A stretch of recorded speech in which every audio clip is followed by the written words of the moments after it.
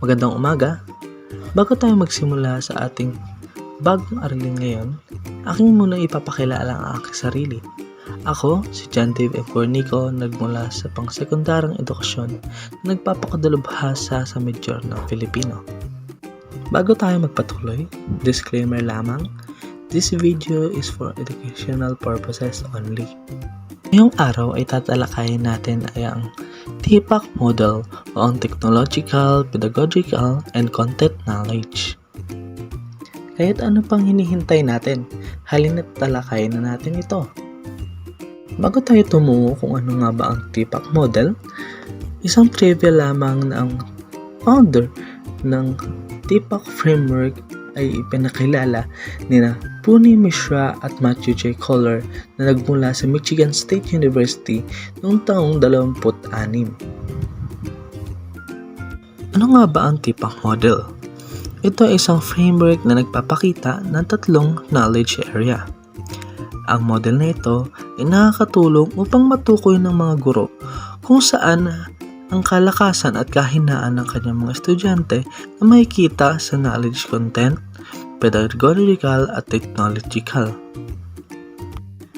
Ito rin ay isang theoretical na model na naglalarawan sa kapasidad ng isang 21st century teacher na kinakailangan na relevant ang kanyang pagtuturo sa pang-araw-araw at kinakailangan rin na nailalapat ang kanyang kaalaman tungkol sa pinagkadalubhasaan na subject at gamit ang mga technological pamamaraan o yung mga tools na ginagamit, materials, etc.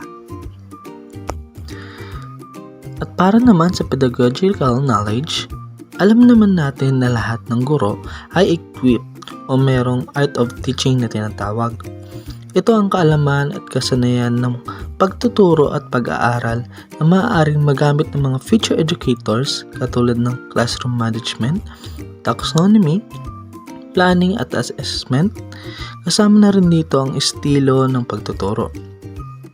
Ang mga guro daw ay nagtataglay ng kapasidad na magturo sa pamamagitan ng epektibong pamamaraan.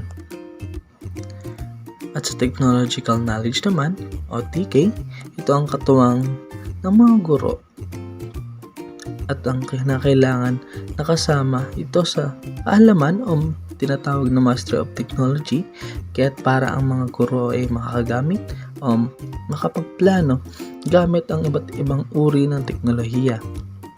Ito ay isang teaching tools na kinakailangan alam ng isang guro.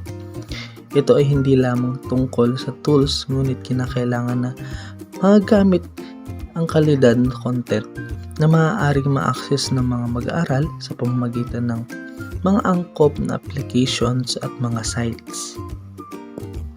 At panghuli, ang content knowledge. Ito ay ang subject matter na itinuturo ng mga guro at mga future educators katulad ng history, language, matematika, science at music. Ito ang mga impormasyon patungkol sa subject na ating ituturo. Ito ay binubuo ng pawang katotohanan, konsepto at mga terminolohiya sa mga pinagkadalubhasaang subject na itinuturo ng isang guro. Ngayon naman ay tumungo tayo sa kombinasyon ng pedagogical knowledge, technological knowledge, at content knowledge. Ngayon naman ay tumungo tayo sa technological pedagogical knowledge o ang tinaguriang TPK. Ito ang pagkakaunawa kung paano nagbabago ang teaching at learning sa pamamagitan ng paggamit ng partikular na technology at kung anong pamamaraan. At sa paggamit rin ito ng iba't ibang uri ng tools at kaangkupan na may iba't ibang estratehiyang ginagamit. At sa kabilang banda naman, sa technological content knowledge ay ito ay pinagsamang technology at content knowledge upang magdala ng mga pagkatuto na nabuo sa pamamagitan ng mataas na kaalaman sa isang paksa at karunungan na higit pa sa paksang dapat itinuturo ng isang guro. At panghuli, ang pedagogical content knowledge o PCK na pinagsamang pedagogical at context knowledge.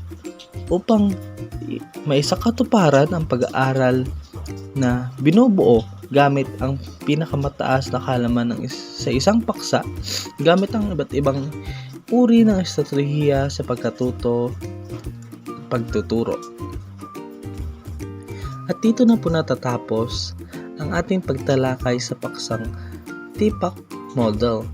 Sana ay marami kayong natutunan sa video ito, at dito na po nagtatapos. Maraming salamat sa inyong pakikinig.